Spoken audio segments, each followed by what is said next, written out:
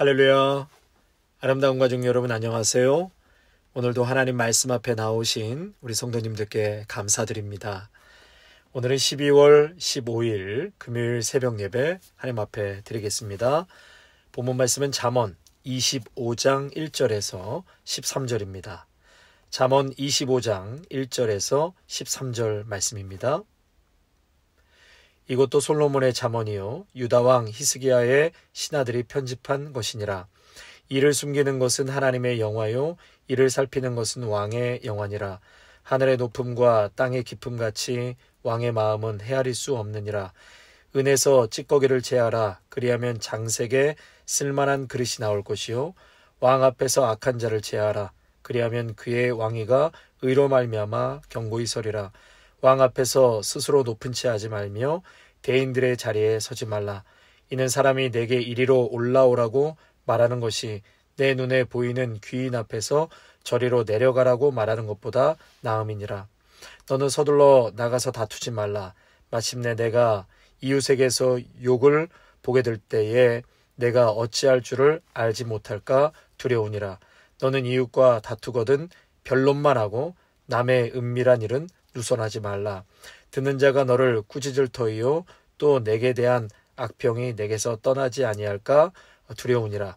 경우에 합당한 말은 아로새긴 은쟁반의 금사간이라. 슬기로운 자의 책망은 청종하는 귀의 금고리와 정금 장식이니라.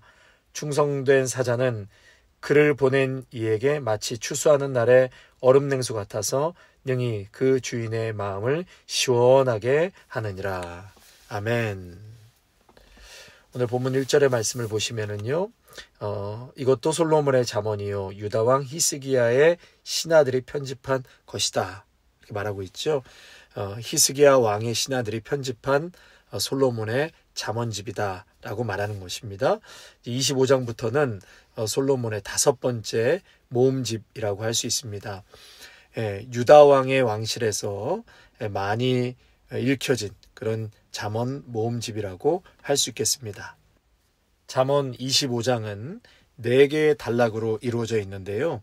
2절에서 7절은 왕권의 주제를 다루고 있고요. 두 번째 단락 8절에서 10절은 법정에서 이웃을 향하여 변론하는 것에 대한 내용이 있고, 세 번째 단락은 11절에서 14절 경우에 합당한 말에 대한 중요성을 말씀하고 있고, 네 번째 단락은 15절에서 28절입니다. 여러 가지 복합적인 교훈들을 말씀하고 있습니다. 자, 2절과 3절을 보시면 이를 숨기는 것은 하나님의 영화요 이를 살피는 것은 왕의 영화니라. 하늘의 높음과 땅의 깊음같이 왕의 마음은 헤아릴 수 없느니라.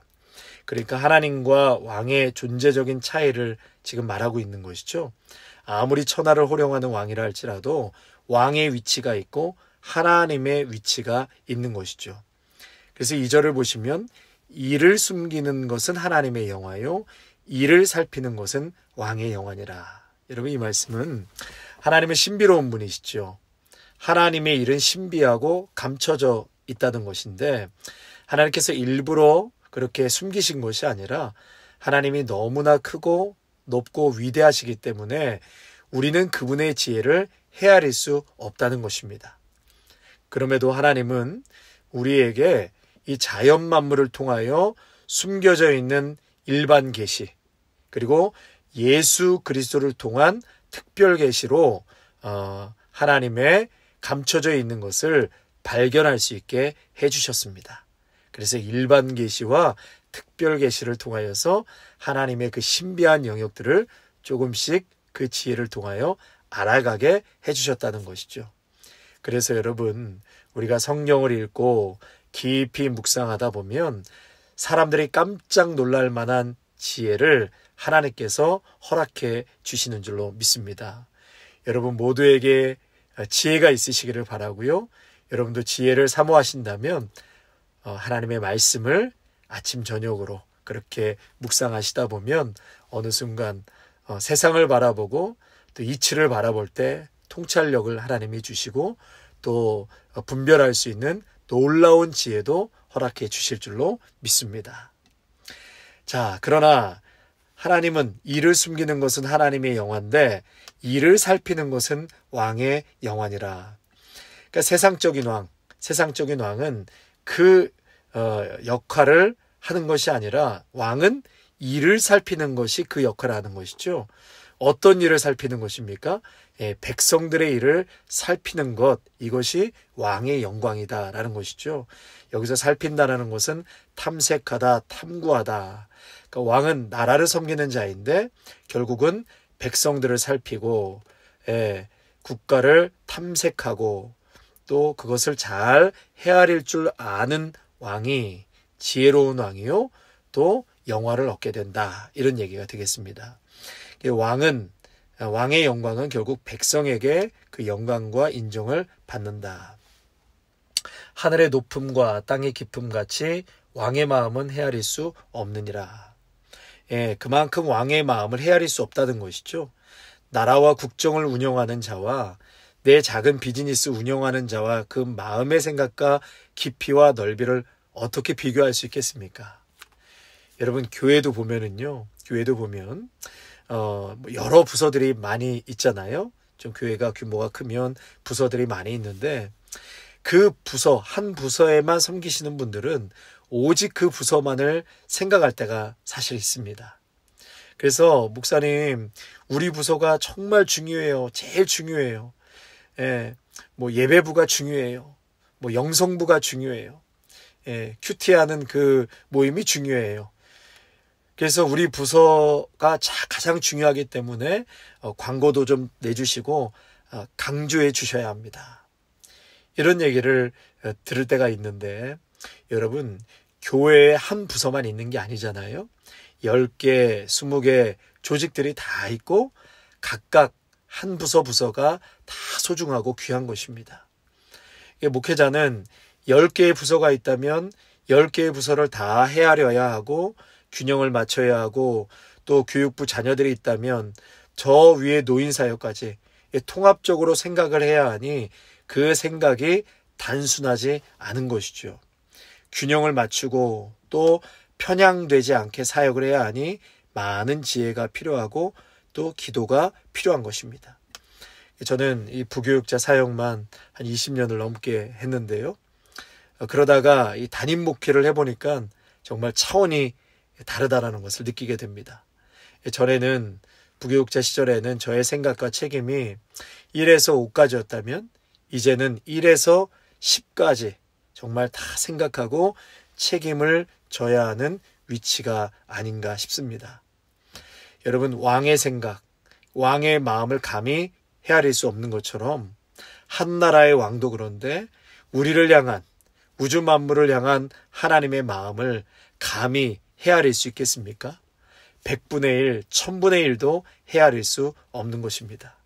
그러니 이렇게 소견이 좁은 내 생각이 전부인 것 마냥 여러분 착각해서는 안 되는 것입니다. 내 생각이 옳다고 주장하면 참 그것처럼 어리석은 것이 없어요. 그 외에 상대적인 이야기들이 얼마나 많이 있는지 모릅니다. 직원이 사장님의 높음과 깊이를 어찌 헤아릴 수 있겠습니까? 그것처럼 여러 가지를 고려하고 다각도로 미리 예상하여 생각하는 그 위치의 사람들을 존중하고 또 그분의 말을 잘 경청할 줄 아는 자가 바로 지혜로운 자인 것입니다. 계속해서 4절과 5절을 보시면 은에서 찌꺼기를 제하라. 그리하면 장색에 쓸만한 그릇이 나올 것이요. 왕 앞에서 악한 자를 제하라. 그리하면 그의 왕위가 의로 말미암아 견고히 서리라. 제가 재련공은 아니지만 여러분 상식적으로 용의 물에 조금이라도 이물질이 들어가면 그게 온전한 그릇이나 조형물이 나오지 않지 않겠습니까? 그래서 이물질을 잘 제거하는 것이 재련공의 기술이라고 봅니다. 순도 100%가 되어야 이 표면이 거울과 같이 깨끗하게 보이는 것처럼 왕 주위에도 이러한 불의한 자가 없도록 해야 한다는 것입니다. 대통령도 문제지만 대통령 주위에 참모진들이 뇌물을 받고 또 학폭에 연관이 있고 비리가 있었다, 이러한 부정부패한 소식을 듣게 되면 그런 자들이 대통령 주위에 꼬이게 되면 대통령에게 그 모든 비난과 화살이 다 쏟아지지 않습니까? 얼마나 곤욕스러운 일을 당하겠습니까? 그러니까 결국은 그 일까지도 견고하게 서지 못하게 그렇게 무너지게 하는 역할을 하게 된다는 것이죠. 대통령은 공직을 대표하는 자리, 공법의 최종 귀결이 결국 왕이기 때문에 불의한 자가 주위에 있어서는 안 되고 행여 공직에 어울리지 않는 그 부조리가 있다면 제거해야만 한다는 것입니다. 오늘 말씀에도 왕이 견고하게 설 수 있는 것은 왕위가 의로 말미암아 의로운 그 공의가 있음으로 인해서 왕위가 잘 지켜지는 것이고 또 자신뿐만이 아니라 주위의 사람들이 법을 잘 지킬 때 견고하게 세워진다는 것입니다. 여러분, 그 왕이 하나도 아무리 혼자 잘한다고 할 수 있는 것이 아닙니다. 주위의 모든 참모진들과 다 협력하여 하나님의 공의와 그 공법을 잘 세워갈 때만이 그 자리가 견고하게 세워지는 것이다. 그러니까 여러분, 악한 자를 멀리하고 지혜로운 자를 가까이 하시기를 바랍니다. 또한 우리가 공직에 있던 그렇지 않던 항상 세상의 법도 잘 지켜야 하나님의 영광이 드러나고 또 여러분의 있는 그 자리가 견고하게 세워질 줄로 믿습니다. 6절과 7절 왕 앞에서 스스로 높은 채 하지 말며 대인들의 자리에 서지 말라. 겸손하라는 것이죠. 스스로 겸손하면 더 높은 지위를 얻지만 오만하고 무례하고 경거망동하면 사람들 앞에서 무시당하고 비천해지는 결과를 가져온다는 내용입니다. 이 자리로 올라오라고 부를 때까지 스스로 건방지게 더 높은 자리에 앉으려고 하지 말라. 항상 겸손해야 함을 말하고 있는 것입니다. 하나님은 자기를 낮추는 자들을 높여주신다고 말씀하셨습니다. 하나님의 말씀 안에서 겸손하신 예수님을 우리가 지속적으로 묵상하는 것이 마음을 낮추는 최고의 비결인 줄로 믿습니다. 날마다 우리가 예수님을 묵상하면 우리의 마음이 저 낮은 곳으로 임하게 되는 줄 압니다. 날마다 예수님을 묵상함으로 겸손하신 주님을 닮아 절대 겸손의 인격을 갖춰가시기를 축원합니다. 계속해서 8절과 10절 너는 서둘러 나가서 다투지 말라. 마침내 내가 이웃에게 욕을 보게 될 때에 내가 어찌할 줄을 알지 못할까 두려우니라. 너는 이웃과 다투거든 변론만 하고 남의 은밀한 일은 누설하지 말라. 분쟁이 있을 때 서두르지 말라는 것이죠. 신중하게 대처하고 생각하라. 여러분, 분쟁이 생기면 감정적으로 대처할 때가 사실 굉장히 많지 않습니까? 억울하다, 분하다, 이래서 세상적인 법정, 소송, 다툼으로 갈 때가 있는데 즉각적이고 신속한 그런 법리적인 다툼에 돌입하거나 법정에 출두하는 것을 경계하라는 것입니다. 소송하거나 법적인 다툼은 가능한 하지 말라는 것이죠. 왜요? 오히려 그 다툼과 변론이 드러나게 될 때 여러 사람의 입에 오르락내리락하는 그 구설수에 휘말릴 수가 있게 되고요. 그것으로 모욕을 당할 수 있다라는 말씀이 8절에서 10절까지의 말씀입니다. 또한 가족들과 친구들, 이웃들이 큰 상처를 받을 수 있기 때문에 소송이나 법적인 다툼 신중하게 생각하라. 여러분 9절을 보시면은요. 9절을 보시면 너는 이웃과 다투거든 변론만 하고 남의 은밀한 일은 누설하지 말라. 여러분 오늘 또한 이 말씀 우리에게 참 지혜를 주시는 말씀이죠. 그러니까 이렇게 불가피하게 다투는 일이 생긴다면 변론만 하고 부차적이고 지엽적인 일은 말하지 말라고 권고하고 있습니다. 다시 말해서 이 다툼 중에도 지켜야 할 도리가 있는데 잘 들어보십시오. 다툼 중에도 지켜야 할 도리가 있는데 상대방의 비밀을 누설하지 말라는 것입니다. 처음에는 그 험담이 자신에게 유리하게 작용하는 것처럼 보여도 10절 하반절 보시면 내게 대한 악평이 내게서 떠나지 않을 것이다. 오히려 그 비밀을 누설함으로 인해서 너에 대한 악평, 험담이 너에게서 떠나지 않을 것이다 라고 경고하고 있는 것입니다. 다툼 중에도 상대방을 벌거벗기지 마시고 남의 은밀한 일은 누설하지 말라고 그렇게 말씀하고 있는 것입니다. 또 11절 경우에 이제 말에 대한 말씀이 나오죠. 경우에 합당한 말은 아로새긴 은쟁반의 금사간이라. 결국은 경우에 합당한 말 한마디를 하더라도 경우에 딱 맞는 말, 그 말이 은쟁반의 금사와 같은 말이 된다. 경우에 합당한 말이 어떤 말인가 한번 찾아봤더니 시기적절한 말, 때에 맞는 말, 상황에 잘 맞는 말, 듣기에 귀에 거슬리지 않는 적당한 말, 이런 뜻을 갖고 있더라고요. 경우에 합당한 말이. 그러니까 이런 때와 상황에 잘 어울리는 그러한 적절한 말을 뜻하는 것입니다. 제가 예전에 사역을 할 때 당회가 밤늦게까지 진행될 때가 참 많이 있는데요. 이 밤늦게까지 진행될 때 대체적으로 이 모두가 굉장히 텐션이 있고 또 긴장이 많이 되어 있는 상태라고 볼 수가 있는데요.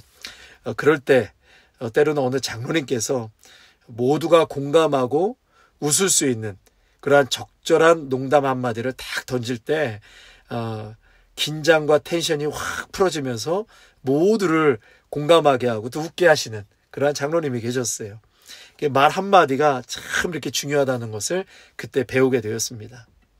여러분, 그래서 이렇게 우리의 말 한마디, 적절한 말, 때에 맞는 말, 상황에 잘 맞는 말, 많은 말이 아니더라도 딱 한마디라도 그렇게 참 은쟁반의 금사과처럼 아주 멋진 아름다운 말이, 그러한 언어의 기술이 우리 모두에게 있기를 바랍니다.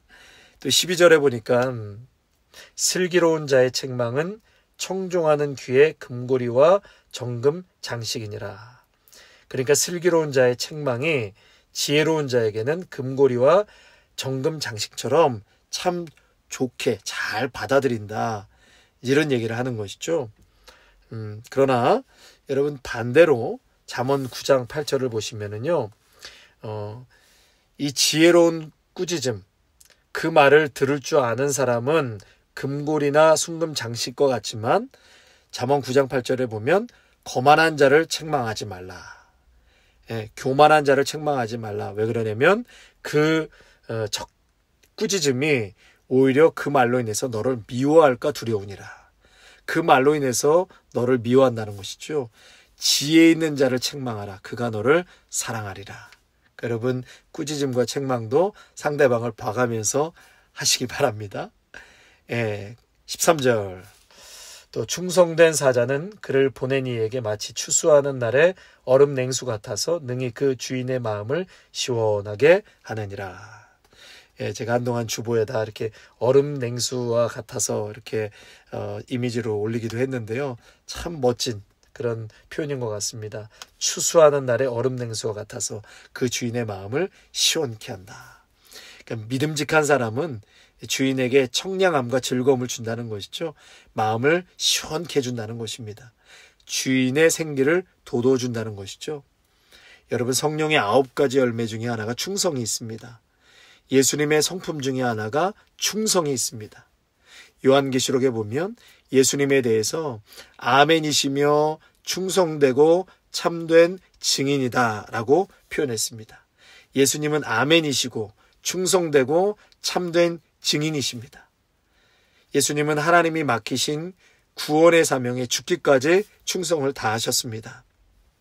우리도 가정과 또한 일터와 교회에서 하나님이 맡기신 그 역할에 충성을 다함으로 무더운 추수철에 시원한 얼음 냉수와 같이 하나님의 마음을 시원케 해드리고 또 성도와 성도와의 관계 속에서도 근심과 걱정이 아닌 시원케 해줄 수 있는 그러한 복된 관계가 되시기를 축원합니다. 세상을 살아가면서 무엇보다도 지혜를 찾고 또 지혜가 있으시기를 축원합니다. 하나님은 오늘도 성경 말씀을 통해서 세상과는 비교할 수 없는 감동적인 그 지혜를 우리 모두에게 베풀어 주십니다. 오늘 말씀에 근거하여 그 지혜로운 자는 무엇보다도 하나님께서 정해주신 그 선을 잘 지킬 줄 아는 자입니다. 자신이 앉아야 할 자리, 또 자신이 해야 할 일들, 하나님께서 그어 놓으신 그 만물의 질서를 잘 이해하고 그것을 깨달아 순응하는 자가 참 지혜로운 자다. 왕은 왕의 자리에서, 여러분과 저는 제각기 있어야 할 위치에서, 가정에서, 또 사회에서, 교회에서 최선을 다해 하나님의 공의를 지키고 또 말씀을 지켜나가는 것, 또한 겸손한 자, 신중한 자가 되라고 말씀하십니다. 말 한마디를 하더라도 은쟁반의 금사가처럼 경우에 합당한 말, 가볍지 않으면서도 경직을 풀어주고 또 마음을 부드럽게 해주는 말, 때에 맞는 말, 상황에 맞는 말, 듣기에 귀에 거슬리지 않는 그러한 말을 할 수 있는 지혜가 우리 모두에게 있기를 바랍니다. 다툼과 분쟁이 있을 때도 오늘 말씀을 잘 근거해서 여러분 지혜롭게 행동하시고 또 더 나아가 하나님 앞에 영광 돌릴 수 있는 우리 모두가 되기를 소망합니다. 아멘. 하나님 감사합니다.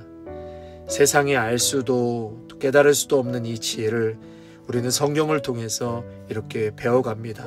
하나님, 오늘도 이 말씀을 듣는 우리 모두에게 성령께서 충만케 역사하여 주셔서 우리의 심령과 우리의 영혼의 귀에 잘 들려지게 하여 주셔서 세상을 살아갈 때에 참으로 지혜로운 자가 되게 하셔서 우리의 삶이 더욱더 윤택하게 하시고 또 주위의 많은 사람들로 하여금 덕이 있게 하시며 우리의 덕된 삶을 통하여 하나님께 영광 돌릴 수 있는 복된 삶으로 인도하여 주시옵소서. 예수님의 이름으로 감사하며 기도하옵나이다. 아멘.